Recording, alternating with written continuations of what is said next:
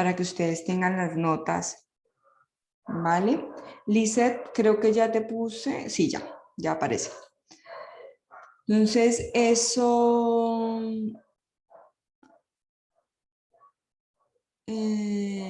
entonces, eso para que lo tengan en cuenta, ¿vale? Y verifiquen para que no tengamos inconvenientes, pues de aquí a la otra semana. Yo las notas de las exposiciones se las estaré subiendo el próximo miércoles, sí, el miércoles se las subo, que terminamos ese día de exposiciones, y el jueves ustedes harán su parcial final y por tarde al día siguiente ya van a tener la nota definitiva de la materia. Entonces, por favor, les encargo. En el parcial final les recomiendo mucho el asunto de la ortografía porque he visto muchos errores ortográficos en varias cosas. Bueno, me están comentando pues a través de Daira si sucede algo con su matrícula o alguna cosa. Como les digo, el sábado yo vuelvo a revisar a ver si las personas que me hizo falta subirle las notas ya aparecen o no. Ahí, no me recuerdo si es en este grupo o es en el otro, donde aparecía un grupo que estaba conformado por cierta cantidad de personas y luego en el trabajo no aparecen todas. Entonces, por eso alguno de ustedes, pese a estar ahí matriculado, tiene como nota 0 porque básicamente queda como que no presentó el parcial. Entonces, miren ese documento que yo les hice llegar a través de Aira, ¿vale? Regálenme un segundo, yo respondo por aquí un mensaje. Profe, buenas noches. Hola, buenas noches. Buenas tardes. Le habla Ligia Susana Bula. Una pregunta, profe, ¿cómo va a ser el examen final? Es un caso. Yo se los remito a las 6 de la tarde o un poquito antes. Se los envío a través de Aire y se los subo a la plataforma. Ustedes tienen 2 horas para resolverlo y envían su escrito resolviendo el caso y ya. Ah, bueno, gracias. Vale.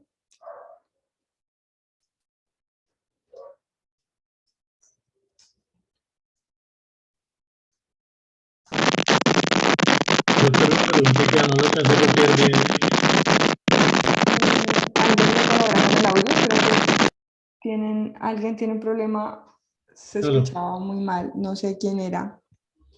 Doctora, una ¿Sí? preguntita, gracias. El listado que usted mandó, disculpe que no alcancé a entrar un poquito tarde y no alcancé a escucharlo completo lo que dijo. ¿El listado que usted mandó son los que están matriculados o los que no están matriculados?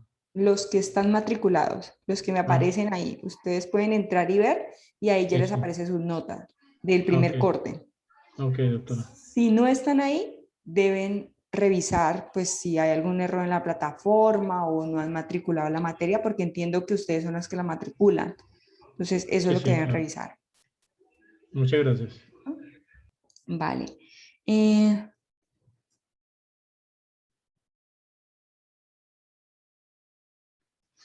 Bueno, entonces empecemos.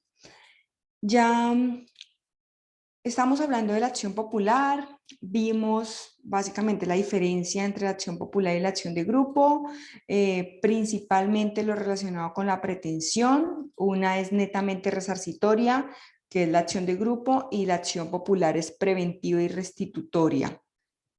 En ese orden de ideas, aquí no se buscan reparaciones, por lo menos subjetivas no, aunque se van a dar cuenta que hay una reacción de la norma por ahí en algunas cosas, pero realmente distan la una de la otra frente a esa pretensión.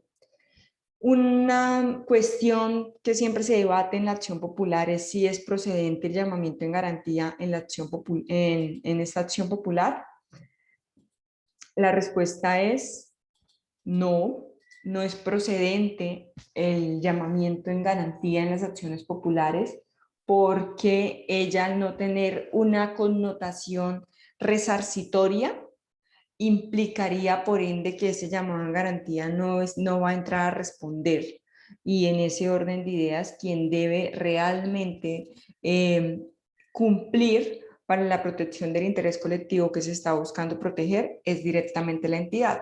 Por ende, como el llamamiento en garantía lo que trae consigo es el cumplimiento de un escenario contractual, en el evento de existir un escenario contractual, o en su defecto con fines de repetición, entonces lleva consigo que pueda existir unos elementos resarcitorios que no estarían de frente con la acción popular. Otro asunto importante frente a las acciones populares son las medidas cautelares. ¿Qué pasa? Como esta acción popular está prevista en la 472, en este artículo 25 ustedes encuentran como todas las acciones, los poderes que tiene el juez frente a las medidas cautelares. Pero cuando nace la 1437, encontramos que la 1437 también tiene en su artículo 229 una serie de medidas cautelares. ¿Sí? Entonces empezó a hacerse la pregunta a la jurisprudencia en cuál de los dos ordenamientos íbamos a preferir, si la medida cautelar de la 472 o si las medidas cautelares que traían directamente el CEPACA. Una línea se partía indicando que era la del CEPACA porque se entendía que existía una derogatoria tácita de la 472 y que por ende entonces debíamos aplicar el CEPACA. Luego de varias circunstancias en este expediente, en 2014-223, el Consejo de Estado determinó que los dos ordenamientos no se contraponen, sino que se complementan en ese orden de ideas. Como la 472 presenta unas medidas más garantistas, más progresivas y aparte de eso, están más encaminadas desde el punto de vista constitucional para atender los escenarios de la acción constitucional, porque en última la acción popular es una acción constitucional, se debería preferir, bueno, además aplicando que la ley especial está sobre la general, se debería preferir la 472, pero que el juez en últimas podrá atender a ambas disposiciones para lograr complementar sus órdenes. Entonces, el juez puede decretar cualquier medida cautelar de acuerdo a la 472 porque tiene unas amplias facultades para hacerlo. Y ese será su derrotero. Y como se ve que no están en contravía, por decirlo de esa forma, sino principalmente cuando están en contravía es en lo relacionado con el tipo de medida y si es solicitud de parte o es oficio, acá se plantea, vamos a partir de todas esas facultades garantistas que tiene la 472 y se complementarán con algunas otras circunstancias que tenga la 1437. Pero entonces no existe una derogatoria tácita, sino que ambas se deben interpretar armónicamente y la 472 se va a preferir por la 1437, porque la 472 es más garantista y ofrece unos poderes dispositivos al juez mucho más amplios. ¿Qué pasa cuando se admite? Entonces tenemos acá, recordemos que en la clase pasada ya indicamos que existía como un requisito de procedibilidad frente a la acción popular, que era haber solicitado primero a la entidad pública que protegiera el interés y que ella tenía 15 días para o contestar diciendo que no iba a hacer nada o simplemente podía guardar silencio y en cualquiera de los dos eventos se entendía que ya se había agotado el requerimiento. En uno porque existía una respuesta expresa y en el otro porque se entendía que era una negativa de manera tácita. Entonces, bajo ese escenario, luego de ya indicadas las circunstancias propias de la acción popular, nos adentramos en qué sucede cuando el juez entonces tiene ya el escenario para admitir o inadmitir. Él va a dar en el evento en que no considere que la demanda cumple con esos elementos formales, va a inadmitir y le va a dar 3 días para que subsane. Si no subsana en esos 3 días, entonces va a proceder a rechazar.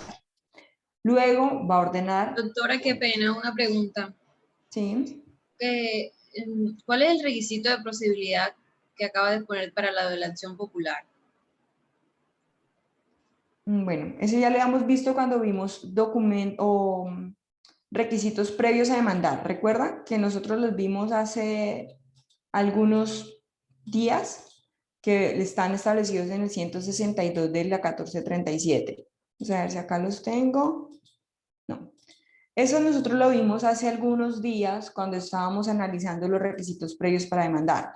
Se entiende que, acá está, se entiende luego de proferirse la 1437 que existe un requisito previo para demandar, asimilando a un requisito de procedibilidad, y es que se debe requerir a la entidad pública para que ella proceda a cumplir, o es decir, a proteger ese deber omitido, protegiendo el interés colectivo, y tiene 15 días para contestar la entidad. Si no lo hace, entonces se entiende que hay un agotamiento tácito, o si lo contesta, pues ya se entiende que puede ir directamente a la jurisdicción en el evento en que indique la entidad que no va a protegerlo. Luego de eso, bueno, está la excepción, que es el tema del perjuicio irremediable. Si existe un perjuicio irremediable, pues se va a relevar a la persona de presentar esa solicitud, pero ese perjuicio irremediable tiene que cumplir los mismos requisitos de una acción de tutela. Bueno, entonces recuerden que nosotros esto ya lo estamos viendo. Eso es toda una cadena, entonces tienen que estar atentos a cada elemento que vamos arrojando, porque así es como se va conformando todos los procesos y vamos viendo cada elemento de cada proceso. Esto lo vimos la clase pasada. ¿Alguna otra pregunta?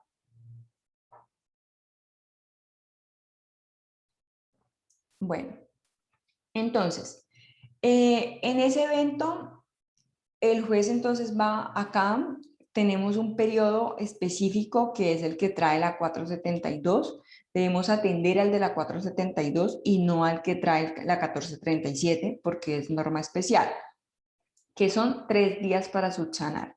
Si no subsana en esos 3 días, se entiende entonces que se va a rechazar. Hay un rechazo sobreviviente. Una vez admitida la demanda, entonces se profiere el auto admisorio, se notifica conforme el Código Contencioso Administrativo, que ya vimos las maneras de notificación, todas las etapas del proceso. Y acá, además de vincular a los sujetos que van a proteger el interés colectivo, se debe informar de manera pública y por un medio eficaz e idóneo que existe esa demanda, esa acción popular, y pues que por ende cualquier persona va a poder comparecer dentro del proceso. Si la demanda no está siendo promovida por el Ministerio Público, entonces a él se le va a notificar también de manera personal. Se le va a correr el traslado, tiene 10 días para contestar la demanda. También término especial, son 10 días para contestar la demanda. Ahí va a poder proponer excepciones de mérito y previas. Unas expresas que trae la 472, que es falta de jurisdicción, cosa juzgada. Y estas se pueden complementar con las que trae la 1437, que van a ser resueltas por el juez. Luego de eso, entonces va a citar audiencia de pacto de cumplimiento. Acá, ¿qué pasa con la audiencia de pacto de cumplimiento? Muchos han entendido que la audiencia de pacto de cumplimiento es una especie de conciliación. Digamos que tiene unas similitudes y tiene unas diferencias que son importantes. La audiencia de pacto de cumplimiento es una audiencia obligatoria dentro del proceso popular. Dentro de este medio de control, para surtir todas sus etapas, es obligatorio agotar el pacto de cumplimiento. Y en ese orden de ideas, hay unas personas que deben acudir a celebrar esta audiencia, que su participación lo trae de manera imperativa a la ley, como es el caso del Ministerio Público y de la entidad responsable de velar por el derecho colectivo, es decir, quien tiene a su cargo la protección del interés colectivo. Su no asistencia, o sea, la no asistencia del Ministerio Público y de la entidad demandada o que tiene a su cargo la protección del interés colectivo, su no asistencia puede ser sujeto de sanción disciplinaria. Entonces, aquí es una falta disciplinaria que puede incluso llevar a la destitución del cargo. Yo hago una pregunta. ¿Sí? Los 3 días para fijar, o sea, dentro de los 3 días se debe fijar la fecha para la audiencia de pacto de cumplimiento, o hay un término que el juez debe hacer esa audiencia, o los 3 días son que dentro de los 3 días después de la contestación es que van a fijar fecha. Dentro de los 3 días luego de la contestación, él va a tener que fijar fecha. Pues acá tengan ustedes en cuenta, ¿no?, que esto es lo que trae en su mejor entender la norma, pero todos sabemos que el tema de la congestión judicial en Colombia, pues estos 3 días seguramente muchos jueces, diría que en su gran mayoría, no los cumplen, pero pues la norma prevé que entre los 3 días debe citarla. Y ahí sí, pero y hay un término para hacer la audiencia, o sea, no se puede pasar, por ejemplo, de un mes o... No, no hay un término previsto en la norma para eso.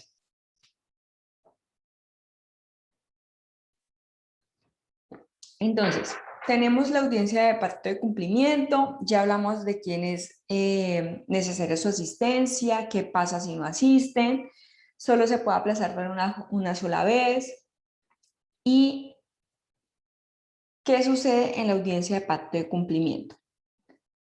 El juez puede proponer fórmulas para que las partes cumplan y se proteja con ello el interés colectivo, buscando así restablecer las cosas a su estado anterior de ser posible, es decir, cumplir una función netamente restitutoria. ¿Qué sucede en la audiencia de pacto? Cuando ustedes acuden a la audiencia de pacto de cumplimiento, el juez, al proponer esas fórmulas de arreglo, no significa que esté proponiendo como tal, como si fuera una fórmula conciliatoria, porque en últimas el pacto de cumplimiento difiere de la conciliación. ¿Por qué? Hay unas diferencias que se han establecido con relación a esto, y es que el pacto de cumplimiento es solamente judicial y solo se da dentro de una acción popular. En cambio, la conciliación puede ser judicial y extrajudicial, y se da en procesos distintos a la acción popular. En el pacto de cumplimiento no hay disposición del derecho. En cambio, en la conciliación sí lo hay. En el pacto, cuando se habla de no hay disposición del derecho, que pues ahí los invito a que se remitan qué significa que una persona pueda disponer del derecho. Acá lo que se busca, la persona no dispone realmente del derecho, sino que lo que busca es determinar la mejor forma de protección o prevención de ese interés colectivo. Y por ende, entonces, como su intención es buscar la protección de ese interés colectivo, lo que se busca es implementar las herramientas o las actuaciones necesarias para proteger ese interés colectivo. Entonces aquí no se puede hablar que hay disposición del derecho, porque los intereses colectivos, cualquier persona no dispone de ellos, lo que busca es protegerlos. A diferencia en la conciliación, que usted en la conciliación sí dispone de un derecho, y cuando dispone de ese derecho, la norma le indica, mire, usted tiene disposición del derecho y este asunto es conciliable o no es conciliable, y punto. Cambio, en el pacto de cumplimiento, como tal, no se dispone del derecho. Lo que se busca es determinar la mejor forma de proteger el derecho o el interés colectivo que usted buscó proteger a través de la acción popular. Por eso es que acá, y esa es una de las diferencias más grandes que existe frente a la conciliación, por eso no se habla de que el pacto de cumplimiento es igual a una conciliación, es que trae unos efectos procesales que pueden ser parecidos porque hay una terminación anticipada del proceso y porque las partes llegan a algunos acuerdos, pero no significa que esos acuerdos traigan consigo una disposición del derecho. Lo que pasa es que la parte que está demandando, o interpuso o busca la protección del interés colectivo, va a presuponer cuál sería la mejor manera en que se proteja ese interés colectivo. Pero no es que disponga del derecho del interés colectivo, porque ese derecho está a disposición de todas las personas. En el pacto de cumplimiento es obligatoria la presencia de unos personajes en específico que sería el juez, el ministerio y la entidad responsable de proteger el derecho. En la conciliación es obligatoria la asistencia de quien ostenta o quien va a fungir como conciliador y de las partes intervinientes.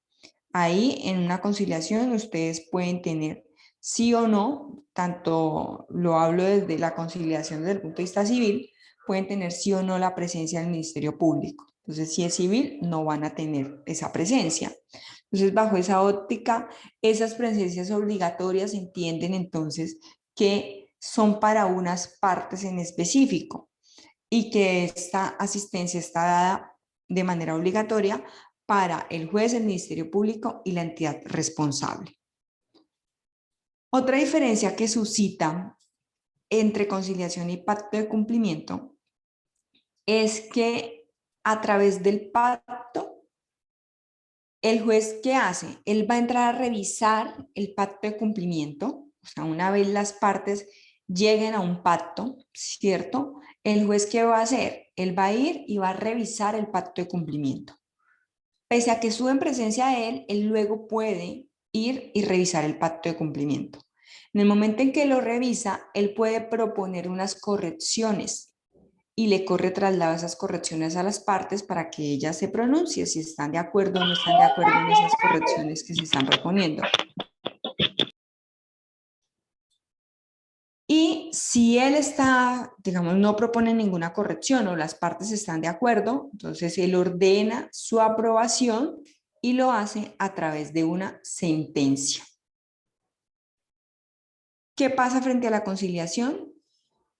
En la conciliación, si estamos en el área civil, pues no vamos a tener necesidad de la aprobación, pero si estamos en el contencioso administrativo, sí tenemos lugar a que se apruebe por parte del juez la conciliación, pero esta pudo haberse celebrado ante el juez o ante el procurador.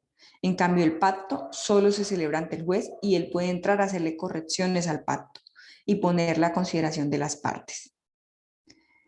Doctora, ¿y si las partes no aprueban las modificaciones que hizo el juez? Continúa el proceso normalmente. Se continúa práctica de pruebas, alegatos y luego sentencia. ¿Qué es otra diferencia que trae el pacto y la conciliación? Es que el pacto en efecto produce terminación del proceso de manera anticipada y acá tenemos efecto de cosa juzgada relativa, a diferencia que en la conciliación tiene efectos interpartes también, pero hace tránsito a cosa juzgada material o absoluta en la conciliación. Entonces acá en el pacto, cosa juzgada relativa, en la conciliación, cosa juzgada absoluta. Entonces esas dos diferencias que trae consigo son sobre todo la relacionada con la disposición del derecho y la relacionada con los efectos que tienen el pacto y la conciliación son sumamente distintas. Por eso es que no se puede hablar como tal de la existencia o de una similitud entre pacto y conciliación. El pacto tiene unas causales propias de por qué se declara fallida la audiencia de pacto y están previstas expresamente en la norma. La primera de ellas es cuando no comparecen las partes que tenían la obligación de hacerlo. Entonces, si no comparece, se declara fallida la audiencia de pacto. Cuando no se formule un proyecto de pacto de cumplimiento, es decir, que las partes no propusieron ninguna manera de cumplir ese deber omitido por parte de la entidad, por ejemplo, o en su defecto se hizo una fórmula, pero la parte que estaba promoviendo la acción consideró que esa fórmula propuesta realmente no satisface la protección del interés colectivo, así que no se formula ningún proyecto de pacto de cumplimiento. Y acá la pregunta que nos hacía Magda, o Ligia, no me acuerdo, es que precisamente si cuando el juez hace las correcciones y las partes no están de acuerdo con esas correcciones, se va a declarar fallida la audiencia de pacto y se va a continuar normalmente con el proceso. Entonces, acá en el pacto tenemos 3 causales específicas de declaratoria de fallida. En la conciliación no existen unas causales específicas. Es que simplemente no existe ánimo conciliatorio o cuando las partes no comparecen. Entonces ahí ya se entiende por sí mismo que no existe, que no se va a declarar fallida la conciliación. En cambio acá tenemos unas expresas y una particular que es frente al consentimiento de las correcciones que haga el juez frente a ese proyecto de pacto de cumplimiento que habían efectuado las partes. Y otra diferencia también sumamente importante es relacionada con la facultad que tiene el juez del medio de control de protección de intereses y derechos colectivos, es decir, acción popular, de verificar el cumplimiento del pacto. Acá, como esto, cuando se saca el pacto, el juez aprueba y lo termina a través de sentencia, ¿cierto? Entonces, allí él va a conservar la competencia de seguir vigilando que las partes sí cumplieron de una manera adecuada el pacto de cumplimiento que se ha suscrito. Y para ello entonces puede nombrar a una persona que sea el que audite o vigile y asegure el cumplimiento y le rinda informes a él. En cambio, en la conciliación, pues eso no sucede, simplemente si hay un incumplimiento, la parte puede ir e instaurar un proceso ejecutivo porque el acta que se suscriba va a prestar mérito ejecutivo.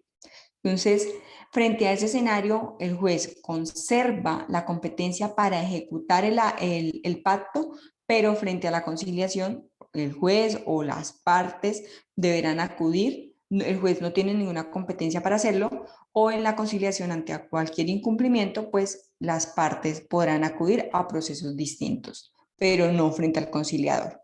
Sí, Magda. Buenas noches. Bueno, a mí no me quedó muy claro el tema cuando no se formule proyecto de pacto de cumplimiento. O sea, ese proyecto tienen que presentarlo las partes o cómo se da, o se da dentro de la actuación. Es que se le llama proyecto de pacto cuando las partes se han sentado y han hecho una fórmula de cómo van a proteger el interés colectivo. Y entonces ellas dicen, estamos de acuerdo en eso, así que se le pasa al juez un proyecto de pacto. Allí ellas formularon su proyecto de pacto. Luego entonces el juez va a revisar el proyecto de pacto y él va a sugerir o unas correcciones o va a decir todo está ok y procedemos a dictar sentencia. ¿Sí? Entonces el proyecto de pacto es cuando las partes han consentido ya una fórmula. Puede que las partes simplemente consideren que, piensen ustedes, a ver, una entidad pública llega y dice yo no estoy incumpliendo ningún deber, así que yo no propongo ninguna actuación que vaya a efectuar para proteger ese interés colectivo. Entonces el actor le dice, no, usted sí lo está haciendo y la entidad pública se mantiene en su punto. ¿Será que hay proyecto de pacto? Evidentemente no hay. ¿Cuándo hay proyecto de pacto? Cuando la entidad llega y le dice, mire, yo creo que esa escuela que está que se cae, yo puedo hacer esto, esto y esto y esto para proteger ese interés colectivo. En ese orden de ideas, la persona va a decir, estoy de acuerdo que de esa manera se puede proteger el interés colectivo y se formula el proyecto de pacto por las partes. En ese orden de ideas se pasa al juez y el juez va a decir, estoy de acuerdo, 100% apruebo, o dice, yo creo que se debe corregir, y la corrección va encaminada a estos y se pone a consideración, se corre traslado de las partes para esas correcciones que el juez propuso para que ellas las consienta o no. Y si no, entonces declara fallida la audiencia de pacto de cumplimiento. ¿Más clara, Magda? Gracias, ahí hay claridad. Gracias. Ok. Bueno, entonces aquí ya les he venido contando cuál es el desarrollo entonces de la audiencia de pacto de cumplimiento y la diferencia que trae entre el pacto y la conciliación. Entonces, si ustedes notan, procesalmente hay diferencias bastante interesantes y bien marcadas. Por ejemplo, el tema de la acción de la cosa juzgada, la disposición del derecho, las causales expresas de declaratoria de fallida y la competencia que tiene el juez, que conserva el juez para verificar la ejecución del pacto de cumplimiento. Entonces, no es bueno pensar o no es correcto pensar que la audiencia de pacto es en realidad una audiencia de conciliación, porque realmente no lo es, que trae una parte intrínseca que es buscar un acuerdo, sí, pero ese acuerdo tiene unas implicaciones jurídicas, procesales distintas. Y esto mismo entonces se da frente a esta discusión y es con relación al allanamiento. Se ha discutido mucho, ¿no? Entonces la audiencia de pacto es realmente un allanamiento porque la entidad pública está diciendo, sí, yo no estoy cumpliendo y entonces yo propongo esta fórmula, ¿cierto? Y suscriben o llegan a un proyecto de pacto. ¿Qué pasa? En el proyecto, en el pacto de cumplimiento, pese a que ambos trae consigo como si fuera una confesión o una aceptación de pretensiones, en el pacto de cumplimiento solo se da después de vencido el traslado de la demanda, porque es ahí cuando se cita audiencia de pacto. En cambio, el allanamiento se puede presentar en cualquier momento. Entonces, como tenemos unos espacios temporales en el momento en que se pueden presentar, lleva una diferencia enorme frente a la manera en cómo se presenta dentro del proceso, lo cual no implica, por ejemplo, que una entidad pública no pueda presentar allanamiento dentro de una acción popular, lo puede hacer. Solo que la diferencia entre pacto de cumplimiento y allanamiento es del momento en que se hace.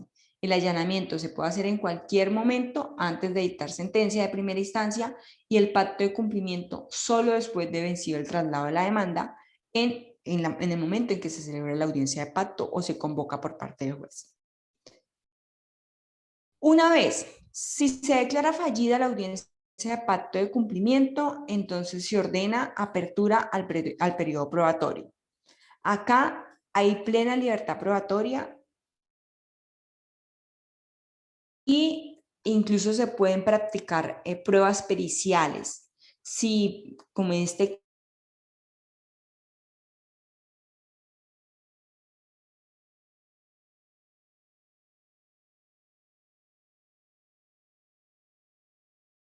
está por control, esto paralelamente el juez ordena con cargo al fondo que se practique esa prueba pericial. O sea, el dinero sale no de la parte que está promoviéndola, sino del fondo que tiene una disposición de dinero en específico para que se lleve a cabo todas estas estas pruebas periciales que se puedan presentar en las acciones populares. Una vez vencido ese periodo, se corre traslado a alegar. Aquí también tenemos un periodo en específico que son 5 días, a diferencia del trámite general, acá son solamente 5 días. Una vez vencido ese periodo, el juez va a dictar sentencia y pues ahí va a determinar si tenemos una protección del interés colectivo, o sea, si se va vulnerable, por ende tiene que adoptar medidas para protegerlo o no. Se va a hacer identificación normal de la orden, el plazo y en el evento en que la acción sea temeraria, porque se han propuesto muchas, pues va a poder dar una sanción frente a ese asunto. Acá hay un asunto en particular que es frente a la sentencia, que lo trae este artículo 34 de la 472. Cuando ustedes revisan este artículo 34, no señala. Vencido el término para alegar, el juez va a proferir sentencia, acoja las pretensiones de una acción popular, podrá contener una orden de hacer o no hacer. Coma, condenar al pago de perjuicios cuando se haya causado daño a un derecho o interés colectivo en favor de la entidad pública no culpable que los tenga a su cargo.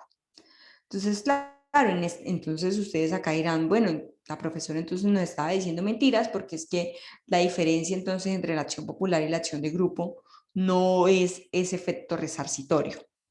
¿Cómo este artículo se debe leer? Acá cuando estamos hablando del pago de perjuicios, a diferencia de lo que sucede en la acción de grupo, en la acción de grupo ese pago de perjuicios se está dado o se está encaminando es a la protección o porque se generó una lesión a un interés legítimamente protegido y que era intrínseco, era subjetivo a una parte. Acá realmente no se está generando un resarcimiento de un interés subjetivo, como sí sucede en la acción de grupo. Acá excepcionalmente puede existir este pago de perjuicios, porque así esa misma norma lo trae. Pero entonces nos dice que es en favor de la entidad pública no culpable que los tenga a su cargo. Entonces, cuando uno lee eso, en principio diría, ok, la no culpable. ¿Y qué pasa si en un proceso solamente se vinculó a una entidad y se verificó que esa entidad, en definitiva, era la entidad pública que estaba vulnerando el interés colectivo? O sea que no hay lugar a proceder al... Si esa... La forma en como la doctrina principalmente, partiendo de la teoría de hecho del doctor Juan Carlos Guayacán, se debe leer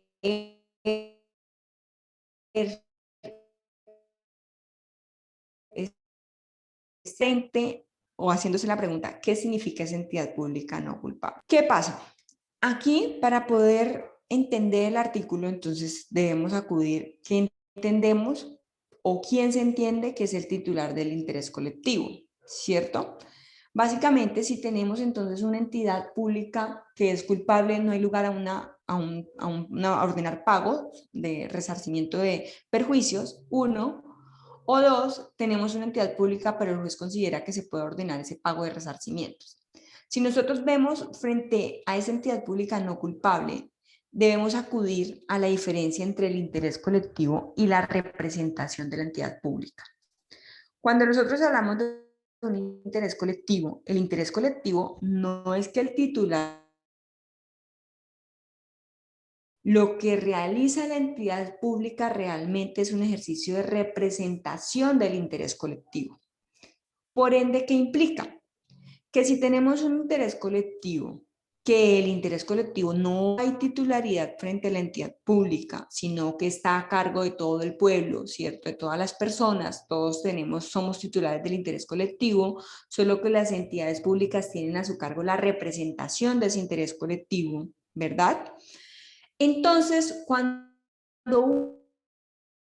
uno por ende podría hablar que podemos tener una entidad pública que genera una representación del interés colectivo sin que ella sea, primero, la que haya sido llamada dentro del proceso, porque es que lo no culpable no significa que se analizó si su conducta había sido con debida diligencia o no, sino que se debe ver es entidad pública no culpable significa tengo una representación del interés colectivo que puede estar a cargo de varias entidades públicas, ese mismo interés colectivo, pero que una fue la que incumplió su deber, las otras pueden buscar cómo se proteja ese interés colectivo y con ello ser beneficiarias de ese reconocimiento de perjuicios.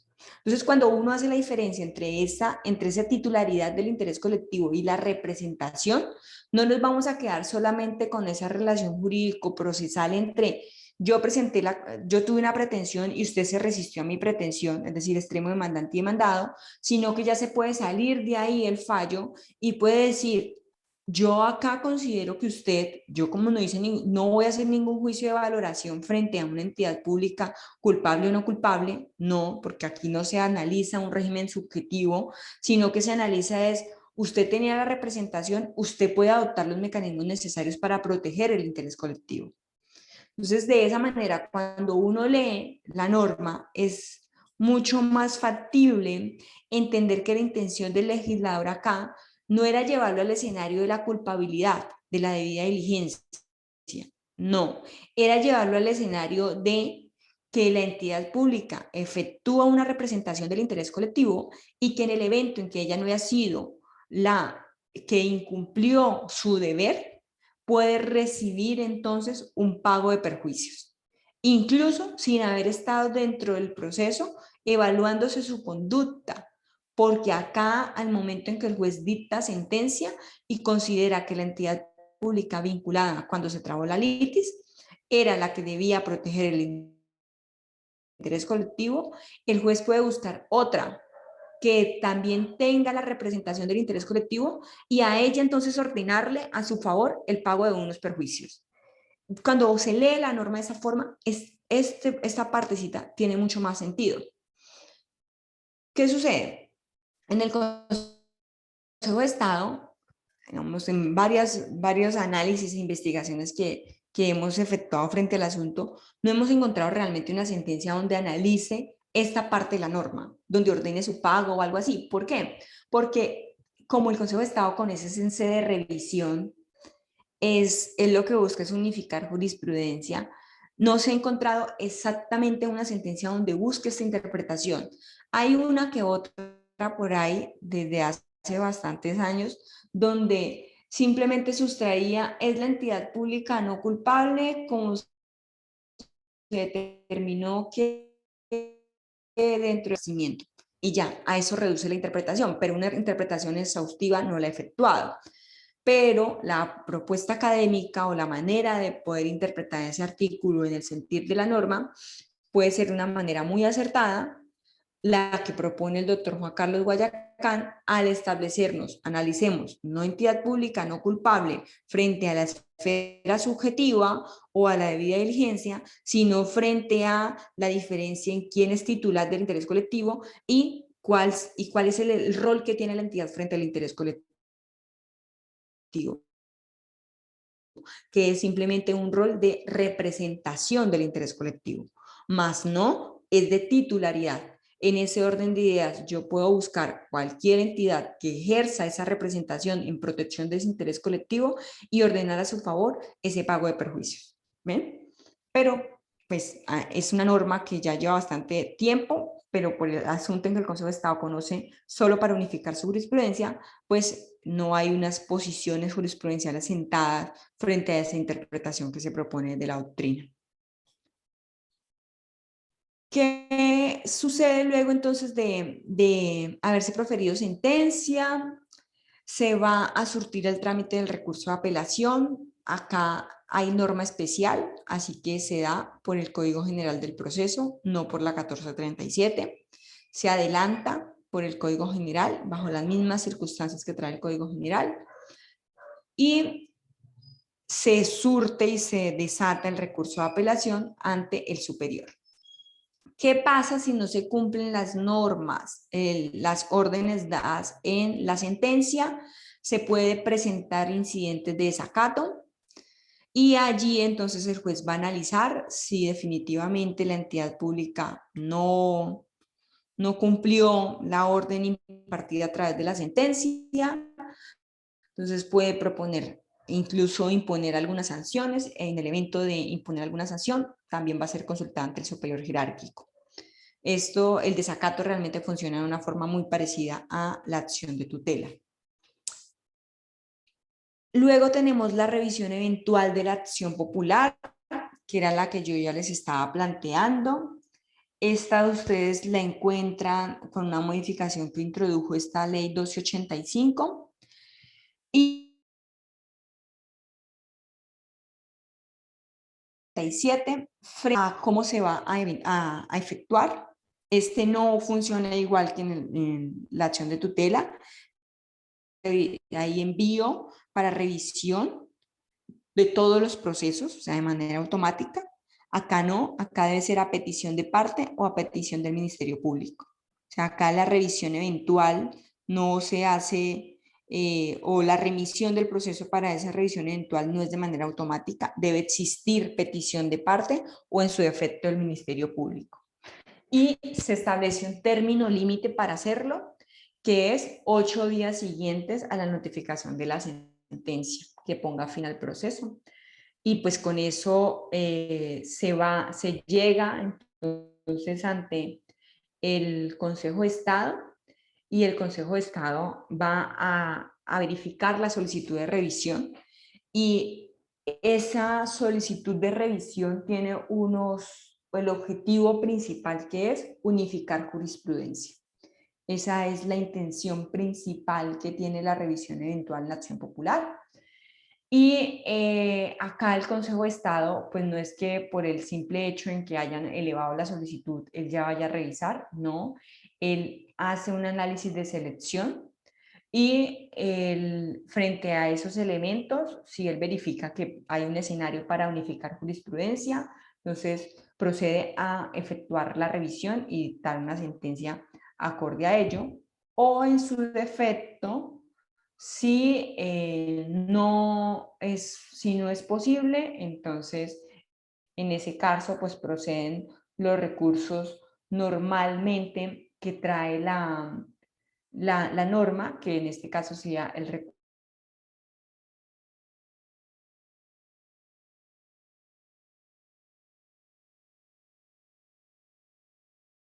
dentro de los ordena o se profiere una audiencia, una sentencia de unificación. Entonces, revisión eventual solo a petición de parte o Ministerio Público, ¿con qué objetivo? Unificar jurisprudencia. En ese orden de ideas, al unificar jurisprudencia, el Consejo de Estado va a verificar si sí o no va a cumplir con su objetivo. Si sí, dicta sentencia de unificación, selección, y se tienen 5 días para presentar insistencia. Si no, y el Consejo de Estado no la selecciona, pues ahí concluye el trámite de la acción popular. ¿Tienen alguna pregunta frente a la acción popular? Sí, doctora Ramiro Sanabria. Buenas noches, doctor. Bueno, Quisiera conocer si es aquí donde aplica que la sentencia conformar los comités de verificación precisamente para verificar su cómputo, y si es así, esos comités, ¿quién les paga? Si hay alguna norma al respecto.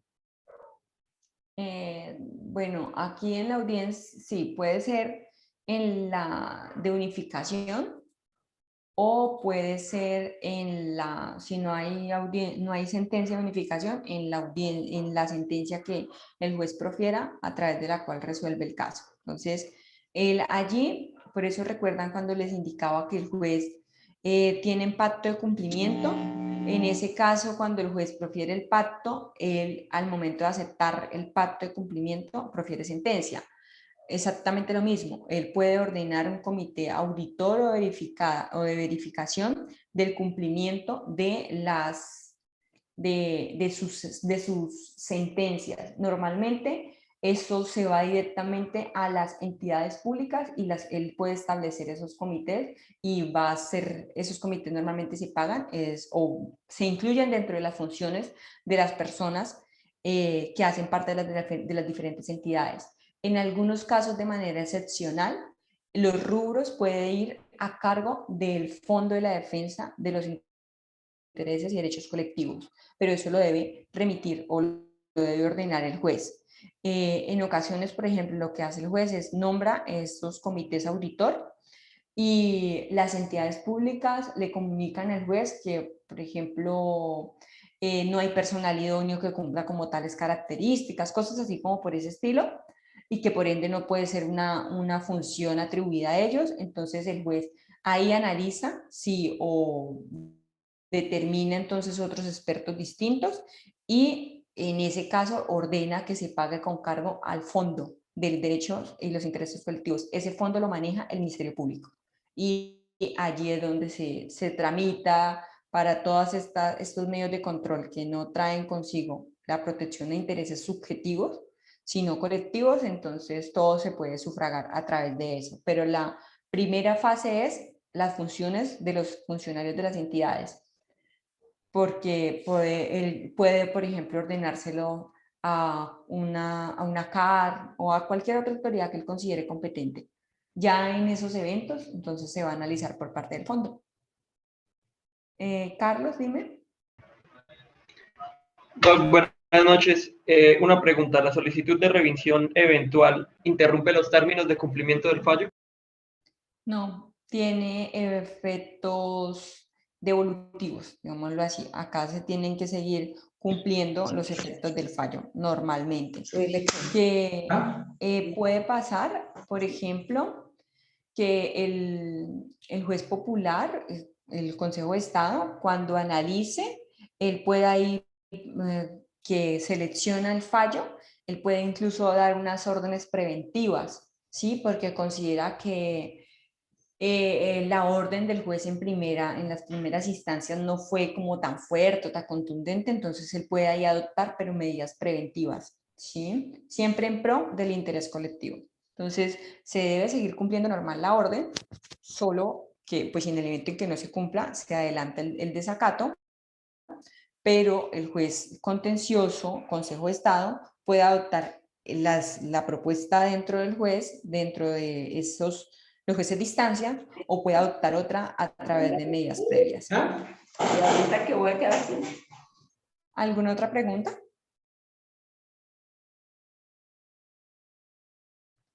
Bueno, entonces, si no tenemos más preguntas, voy a hablar de la acción de cumplimiento. Aquí voy a hacer unas anotaciones súper chiquis.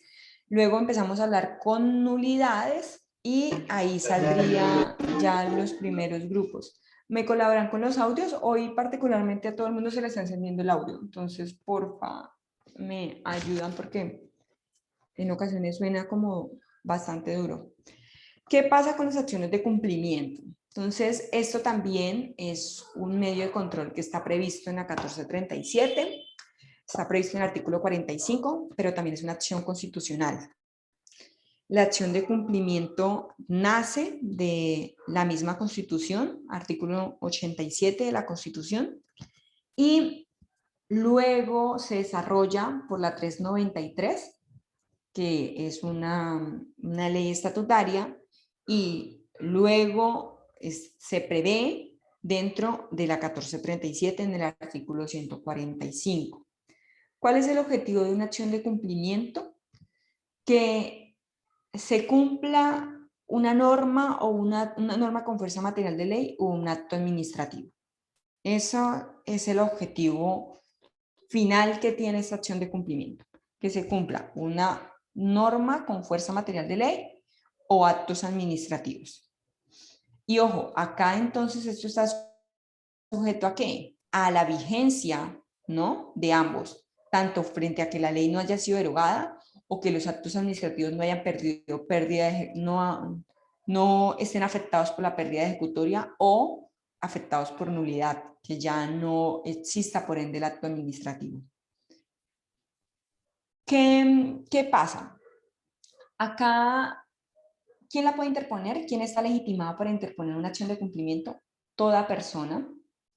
Toda persona puede presentar ante la jurisdicción contenciosa administrativa una acción de cumplimiento para buscar que se haga efectivo un deber contemplado en una ley o un acto administrativo.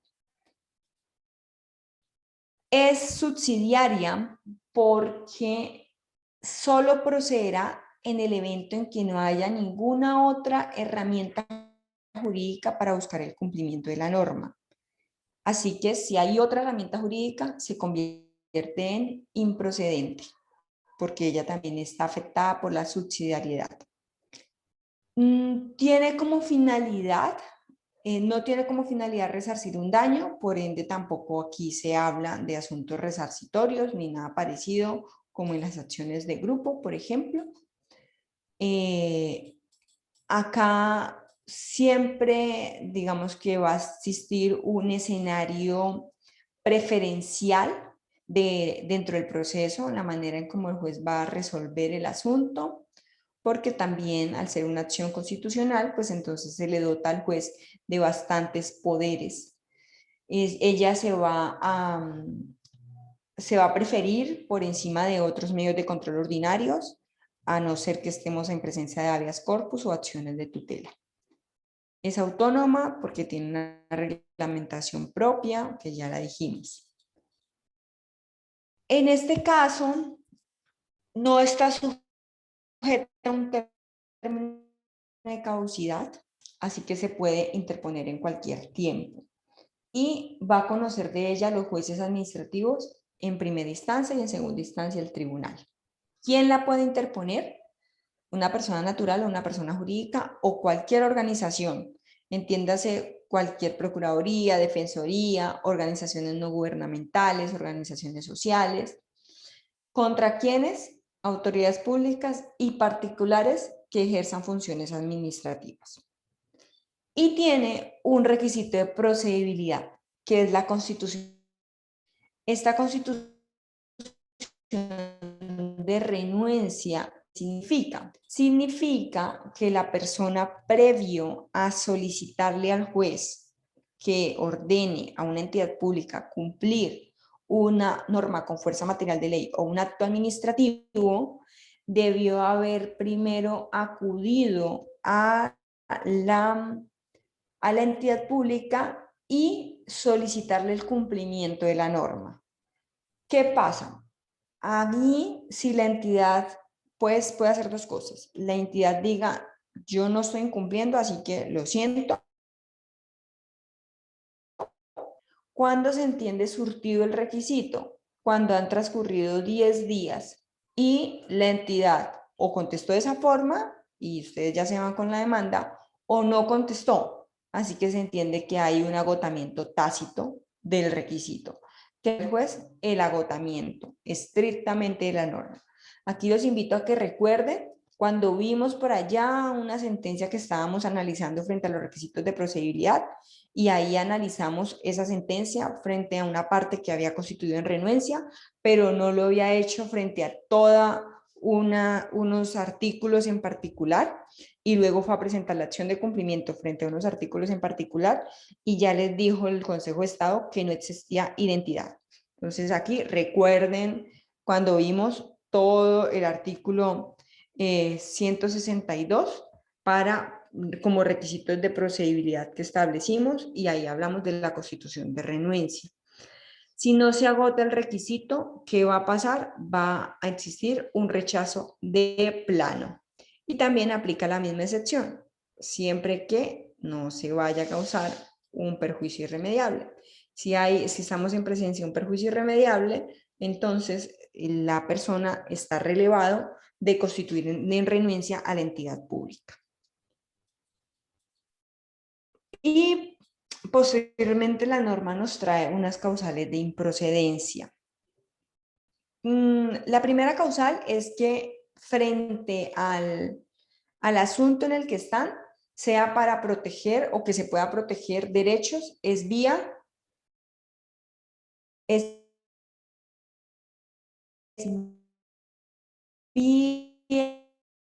si procede la acción de tutela, entonces va a ser procedente la acción de tutela más no la acción de cumplimiento.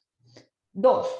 Cuando estemos ante la subsidiariedad, entonces si está afectado por subsidiariedad, no procede la acción de cumplimiento. 3, que este es uno de los que más discusión trae y es frente a que se busque el cumplimiento de normas que establezcan gastos. ¿Qué sucede acá? Con esto, la gran mayoría de la doctrina entonces considera que fue como quitarle toda la fuerza a la acción de cumplimientos, porque en últimas, pues todo lo que haga una entidad pública trae consigo un gasto. Así sea una disposición de recursos en especies, ya por sí genera un detrimento o un gasto, si quisiéramos verlo de esa forma. Entonces, la gran pregunta que siempre desde la academia se hace es, bueno, ¿y qué actuación de la administración no genera gasto para que entonces se pueda materializar una acción de cumplimiento? ¿Cierto? Este requisito realmente es casi que uno por los que todas las acciones de cumplimiento se declaran improcedentes. Toca ser muy cuidadosos frente a lo que se vaya a solicitar para no caer en la existencia y la disposición de gastos.